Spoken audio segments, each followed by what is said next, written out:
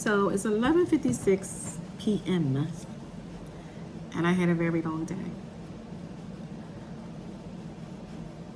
But it was a great day. It was an amazing day. The company that I work for this week is Diversity, Equity, Inclusion Week, and I just had the pleasure of just being in the presence of some amazing people and listening to, observing dynamic panel discussions and speakers. So my tank was being filled. My tank was being filled. Now, I volunteer to help at some of these events, but even in the work that I was doing when I was volunteering, my tank was still being filled. My tank was still getting full. Normally by this time, now it's 11:58, I am done. But because everything that I experienced today, every single thing that I experienced today was a pour back into my spirit and a pour back into my tank. So I feel great. I really feel great. And I said to myself, you cannot go to sleep without saying something, recording something. And the purpose for that is for me to capture these emotions and capture these moments so that they live forever. And one of the things that, although it was a great day, what kept sticking out in my mind was how over the years and throughout my journey that I struggled so much with feeling confident and being confident. I don't believe that most people around me would be able to identify that or tell that was like one of my biggest struggles, is feeling confident, feeling deserving, feeling worthy, and valuing myself. And it showed up in different areas in my life, and it's just different situations that I was in that when I look back now, I realize that you were in those situations because you did not value you. So this is what I was saying to myself. I do talk to myself.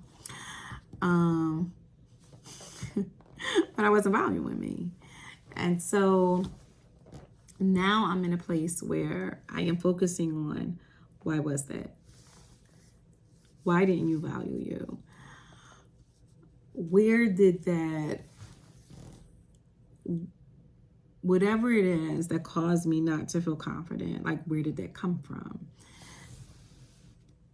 And I think about even growing up as a child, I grew up with some amazing, oh my God, these kids I grew up with, it was just amazing. And we all grew up together. We lived on a small street. We played together. But it was almost like one big family.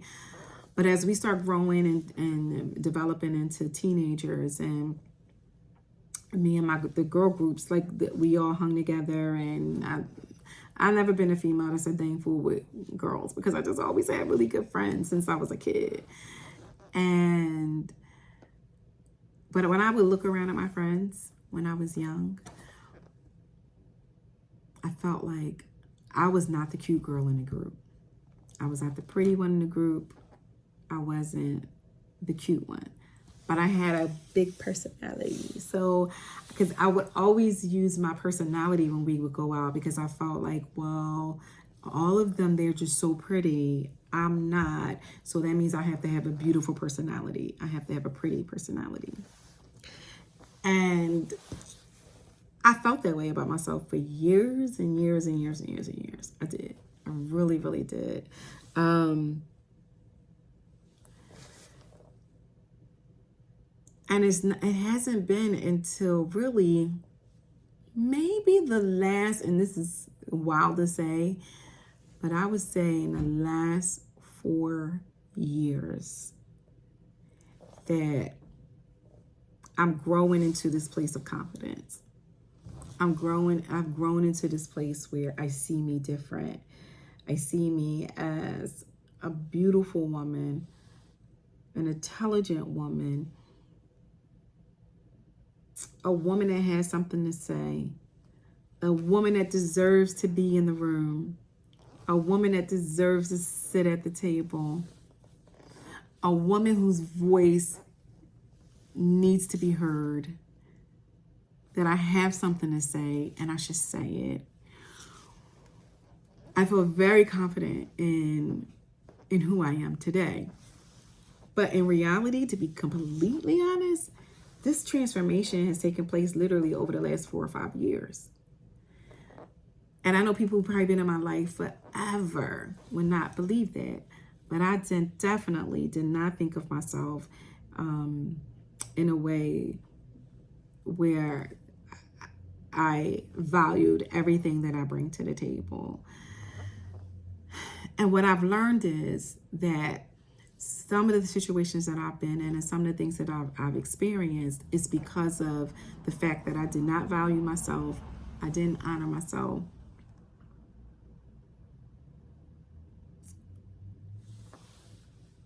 And I wasn't confident. So with that being said, if I didn't value me, are other people going to value me? If I don't honor me, are other people going to truly honor me? If I don't respect me, will other people truly respect me? Now, some of those things did happen. Like for the most part, most of my journey, I've been blessed. I have some amazing people in my life, come across some dynamic individuals who have definitely poured into my life, who have shown me much respect and regard, and they did value me. But then there's still another subset of people who did not. And some of them, and I mean in a way, not in just a small way, but in a huge way. So I think those things, some of the things that I experienced, that I went through, they wouldn't have happened if I thought much more highly of myself than what I did. So now I realize that in moving forward on this journey, make sure that I remember who I am. Make sure that I remind myself that I am more than enough. Make sure that I consistently know and constantly know, rather, that I'm supposed to be wherever I am. I am. I really am. I really am. Because I know I have not even scratched the surface on the things that's great happen in my life. I already know that. I know that. It's taken me a lifetime almost to get here, but it's cool because I'm still got breath in my body. So as long as I got breath in my body, I'm going to keep doing this thing. And each day I'm going to try my best to do it better. I mean, that's just the reality. Is what else do I have to do? What else do I have to do? There's nothing. I have nothing else to do but to keep trying to do this thing better than I did the day before. So that's the idea. Keep striving to be better than I was the day before. Keep striving to make a difference in somebody's life, to be a positive difference and make a positive impact on somebody else's life. But I do really understand that the first place that I have to do that is within myself. So as I continue to work on me, so that I can show up and be a better version of myself for the people that I love, the people who come in contact with me, I think it's really important for me to capture each moment and capture how I'm feeling and capture how I am dealing with things. Just even dealing with the grief. Like, grief can be so huge, you know. Man, I tell you, I can't imagine anyone saying they have never experienced grief. And some people may have not. Some people just may have not had situations that have impacted them in that way. But I'm going to tell you, grief is a lot. It is a lot. The reason I laugh a little bit is because 1 minute. And again, and I've been sharing with people lately that grief is not just about the loss of a loved one, which I have experienced 2 major losses in my life and some other losses in our family, but 2 major losses in my life. But then the loss of a relationship, of a marriage that, when you get married, when I got married, I got married for forever. And I'm sure that my ex-husband did too. I definitely don't think that he got married with the idea that one day we would not be married. We would no longer be married to each other. But that is what happened. We're no longer married to each other. And I thought that I was okay. I really thought that I was okay. But in reality, once everything was finalized, I was not. So there was grief from that, grief from the loss of my mom, grief from other things that had happened in my life. Even being I don't have any. My whole life, because I started being a mom at 18, and then I was a grandmother by 36. Yep, grandmother by 36, mother by 18, grandmother by 36. There's always been people who I felt like I was responsible for, and that I needed to make sure that they were okay. But now in the season of my life that I'm in right now, I don't really have people who I feel like they need me. And I should need me like the daily stuff. And really, technically, I should be okay with that, which I am. Honestly, I'm okay with that. But that's still a process, and that's a grief. There's grief there.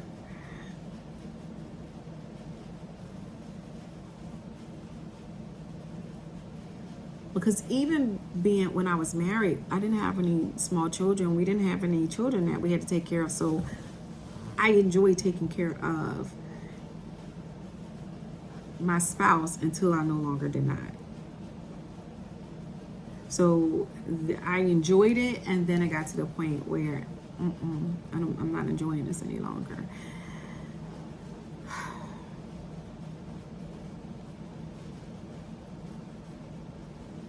And that's a lot. There's a lot to unwrap there, not about them, but about me. I wasn't happy. I just was not happy. But I wasn't even happy with myself. So, not being happy with myself,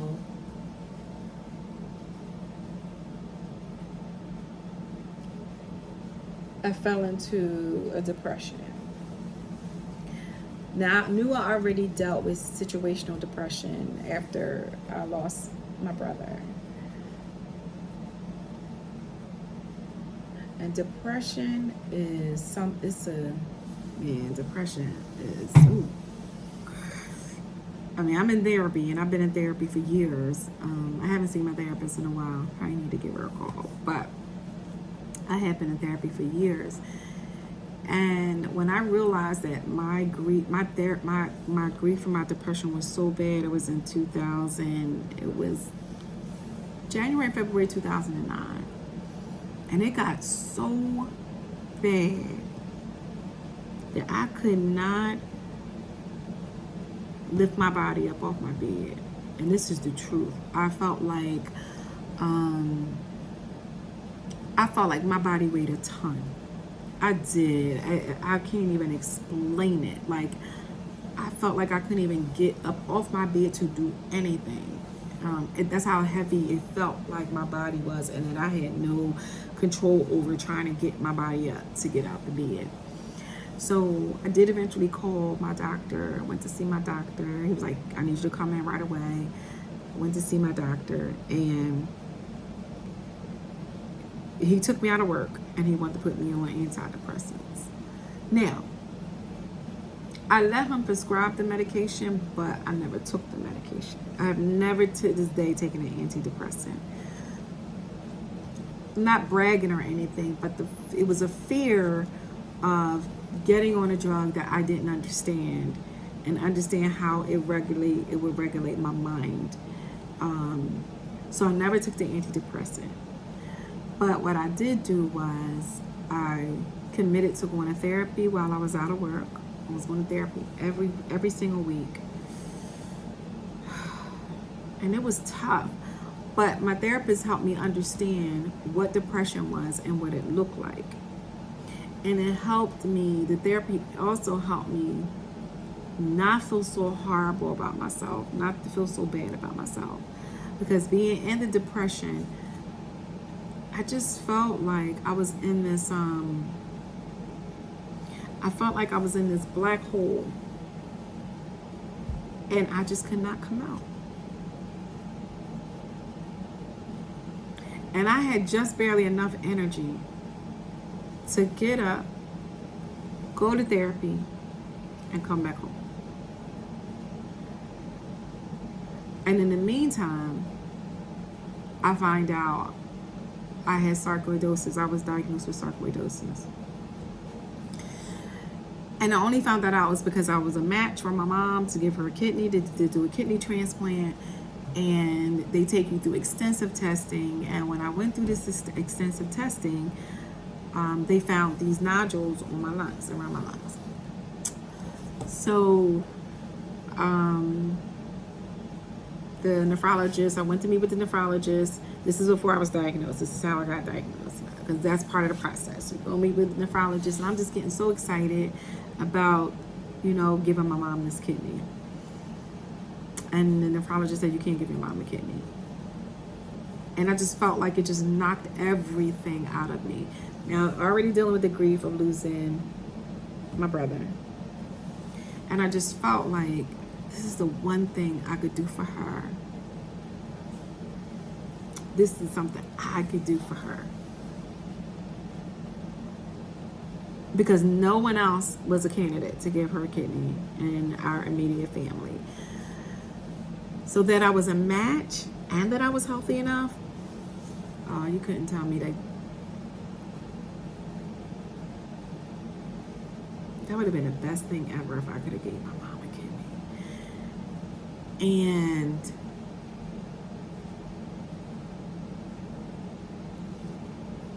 I remember leaving the nephrologist's office that day. And he said, you can't give your mom a kidney because there is a strong possibility that one day you may need that kidney. And they wouldn't approve me doing a transplant. And I said, I don't care. I need her to have this. They wouldn't approve it because they just felt like you're going to turn around one day and be in the same position. So they said, but you get a CAT scan. We won't just rely on the chest x-ray. We'll get a CAT scan. And if the CAT scan comes back confirming that you have sarcoidosis, then you can't do it. Got the CAT scan. Results of the CAT scan came back. And it was yes, I had the sarcoidosis.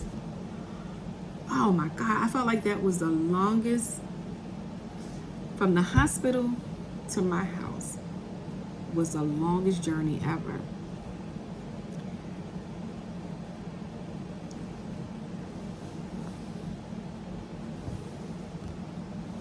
And I remember calling my parents. My mom was still alive at the time.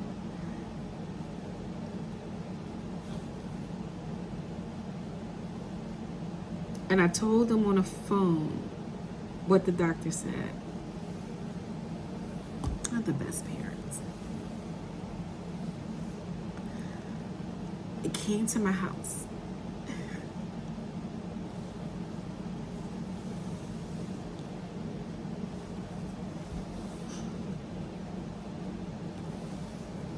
They came to my house. And when they came to my house, my mom was the best person I've ever met in my life. Now here it is. She needs a kidney. She's on dialysis 3 days a week. And it looked like I was going to give her her kidney. Oh, as a matter of fact, this wasn't in 2009. This was in 2008 when I found out. It was September 2008. And it was a little over a month after September, October, after we just lost my brother. So they lost their son. And it looked like I was going to be able to give her a kidney. So they came here, and I remember crying. I was so angry. I was so upset. I was so hurt and so angry that I wasn't able to do what I just felt like would bring so much happiness in such a tough time in our life. And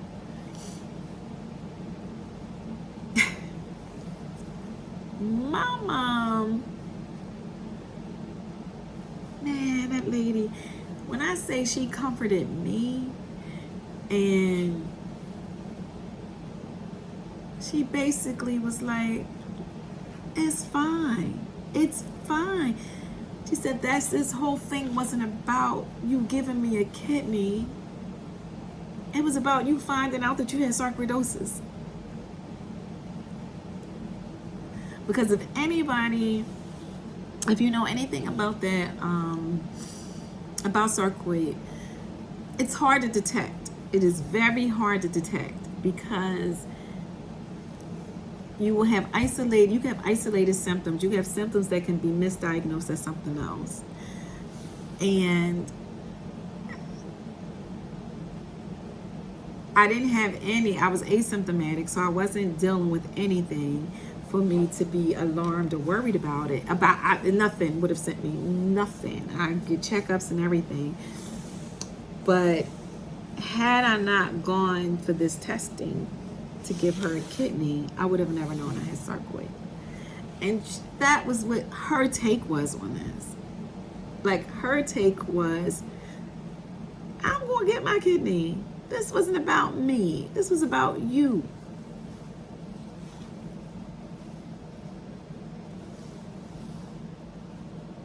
But if you have any family members, or if you're a person who is in kidney failure and you on dialysis, I've never been on dialysis. I just watched her go through dialysis. She always did it with so much grace. But it was a lot. It was a lot. So I definitely 100% wanted to give her a kidney.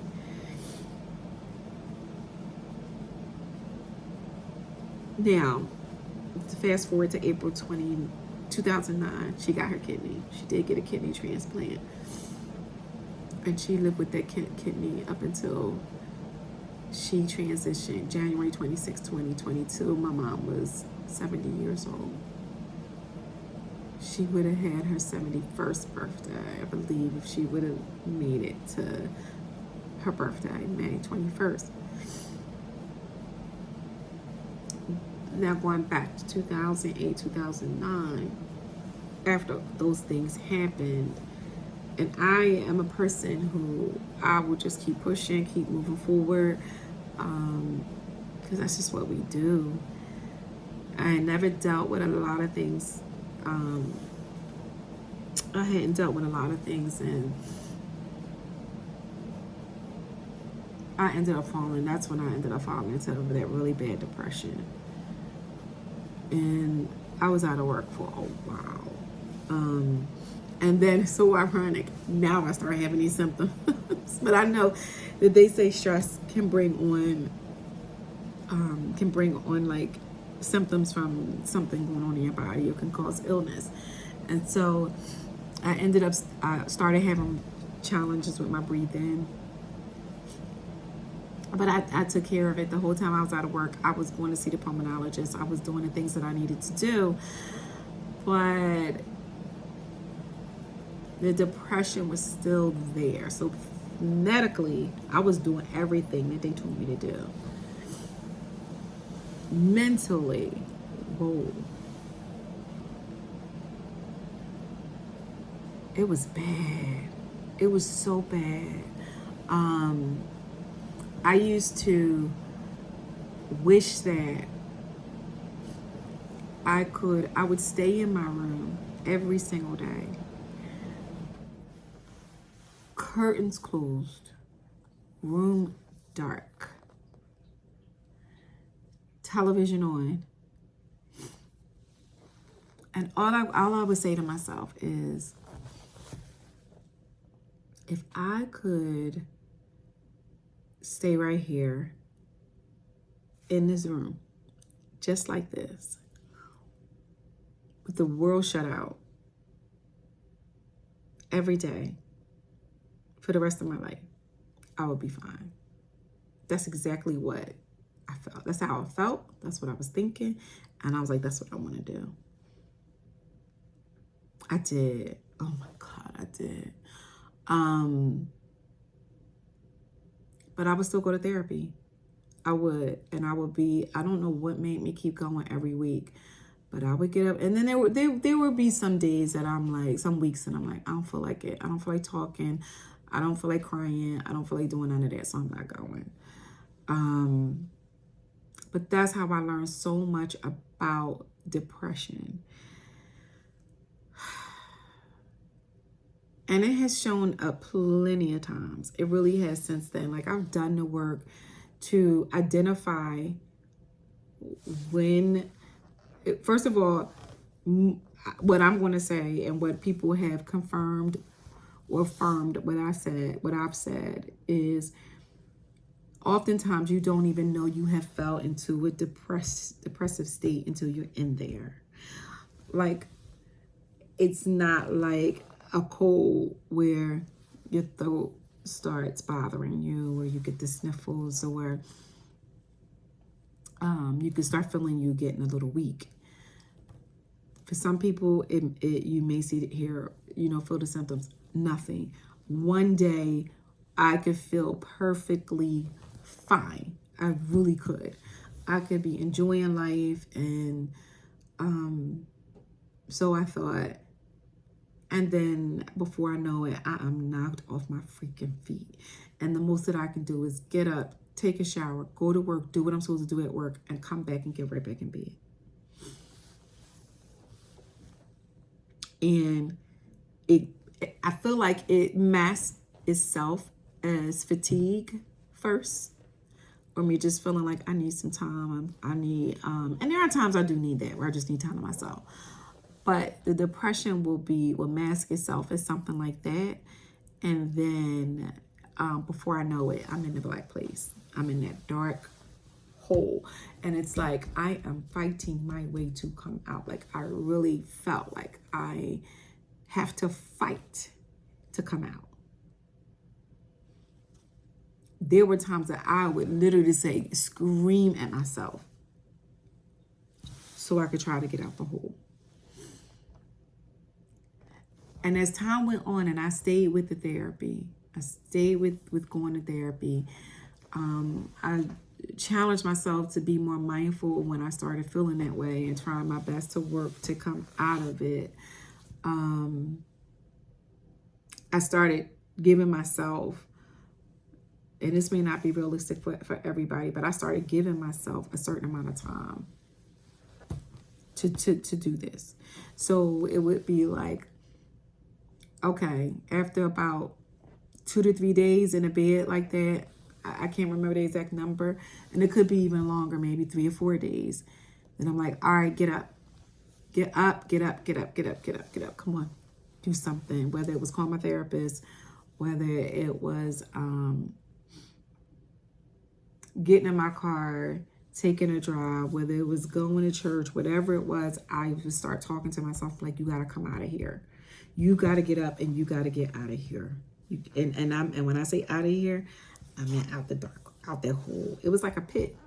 It felt like I was literally in this black pit, and But I didn't realize that I was falling into the pit until I was all the way in the pit.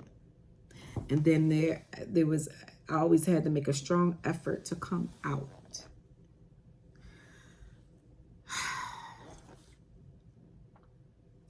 So my fear had become, and this is before my mom transitioned, my fear had become, Stacey, you can't allow yourself to stay there, because what if one day you just don't come back? What if you don't come back? So prayer, like I would literally be crying out to God, God, you have to help me. I cannot do this by myself. I need your help. I need your help. Like literally, come on, God, help me. Help me, help me, help me, help me, help me with my minds, help me. Like it was such a cry out, such a cry, like out loud. And the challenge with battling depression is you're trying to battle the depression, and the way that you are being, the way that other people are viewing you, your behavior doesn't look like depression, because they might not even know what depression looks like. And how can other people truly see depression on somebody else unless they are really trained to see it, or they understand it, they dealt with it themselves? Like I can tell when some people are battling depression, or if they're in a depressive state, because I don't diagnose, but I'm just like, and I'll start asking some questions because I know what it looks like. I know what it can look like. So I may seem like I'm a little all over the place, but when I was still married, and I would fall into these places, and I would be in a bed. By the time my ex-husband would come home from work, I mean, it could be 5:30, 6 o'clock, already done. Dinner was already done. And if he didn't want dinner that day, oh, perfect. Oh, this is perfect. Because I would get home early. I would be home by 3:30, something like that. I would cook dinner, and then I'm in bed. Like I'm in bed watching Hoarders. In bed watching Hoarders on First 48. So that's definitely not good. Definitely two things that was not feeding my spirit. Definitely not good. So watching Hoarders or First 48. Marathons, seriously, back to back. I will be on a binge of one or the other, and most of the time it was Hoarders. I don't know why. I just felt like, well, my life is not that bad then. If I'm watching Hoarders, and I'm like, oh, well, then my life is not as bad. But anyway, he would. I remember times where, instead of, and this is not blame at all. Oh my goodness. I don't know if I want to share this, because it's like, no. What I will say is, because again, my intention is not to hurt any person, but what I would say is, when my depression would show up, not just my ex, but people around me didn't understand it, and then they would take it personal. So, and that's even up to this day, because my depression comes back, especially dealing with grief. That depression, anxiety kicks in, and when I fall into a moment of grief, and people around me, not all, take the way I show up or not show up as, they take it personal. Because when I'm shutting them out, then they are taking that personal.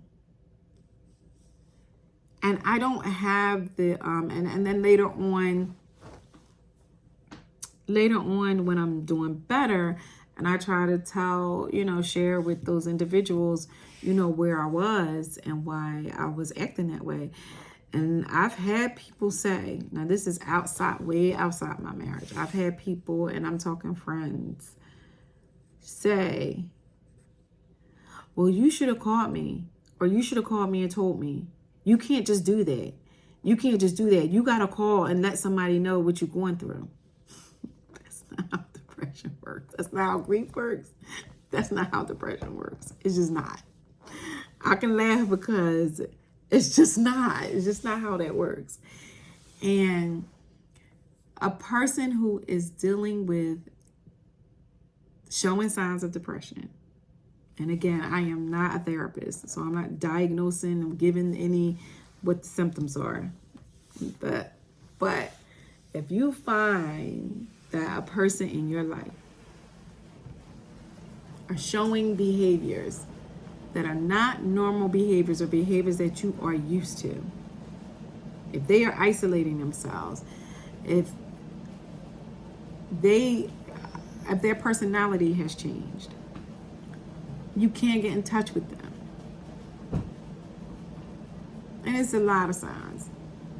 There are various signs, I should say. You can ask them, are they okay?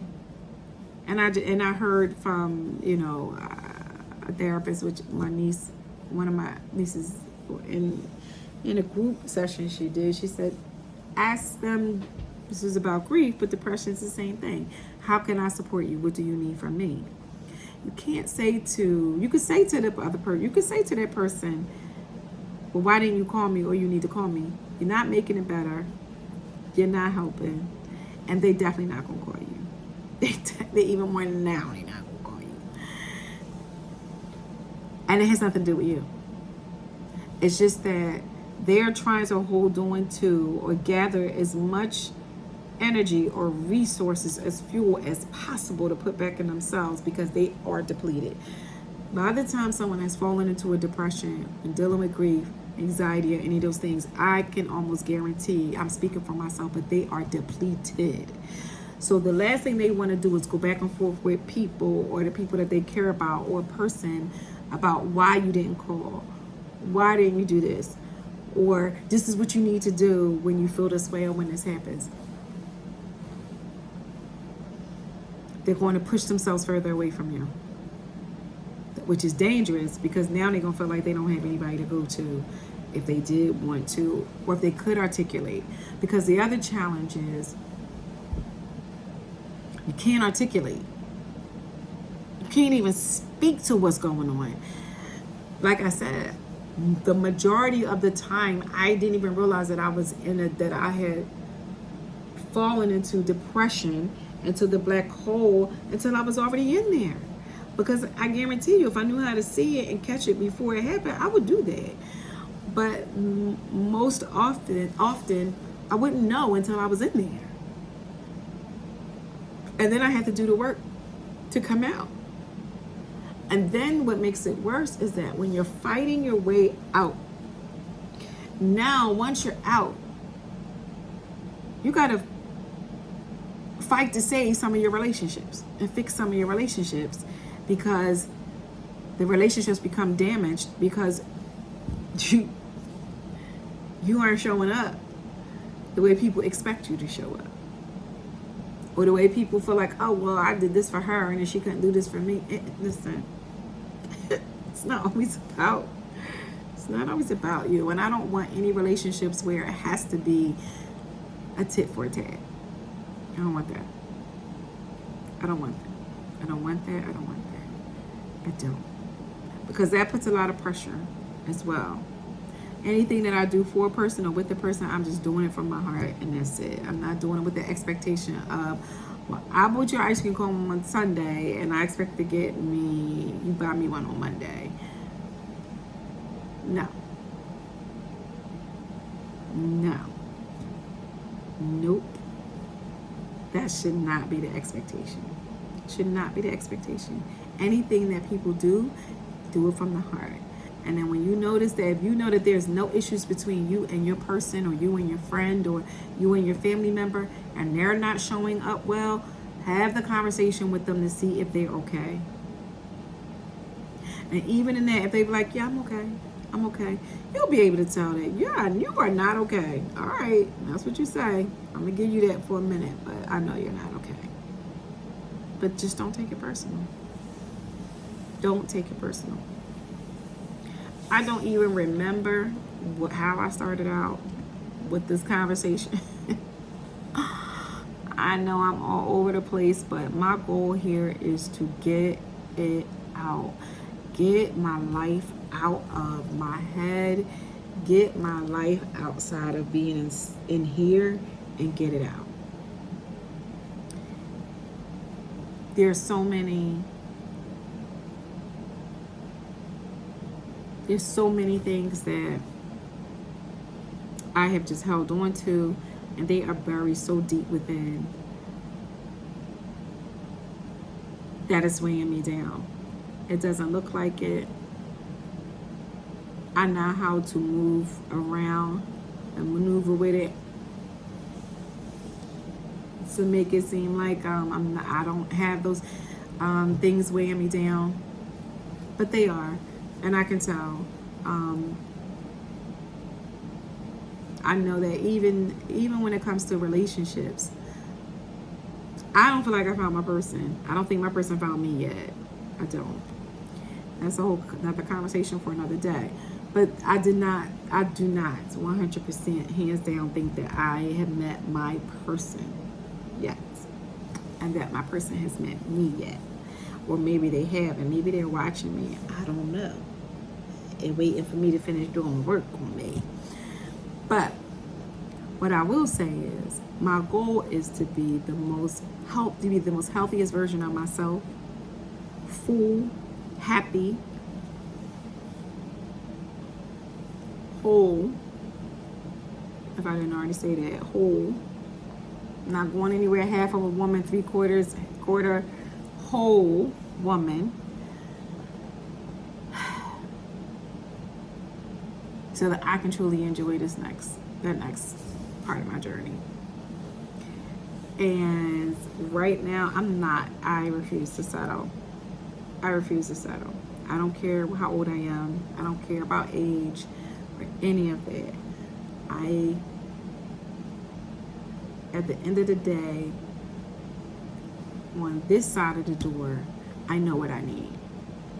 And I know what my challenges are. And it takes a special kind of person to deal with this special kind of person. Oh, I like that. I like that. It takes a special kind of person to deal with this special kind of person. So I'm leaving with that.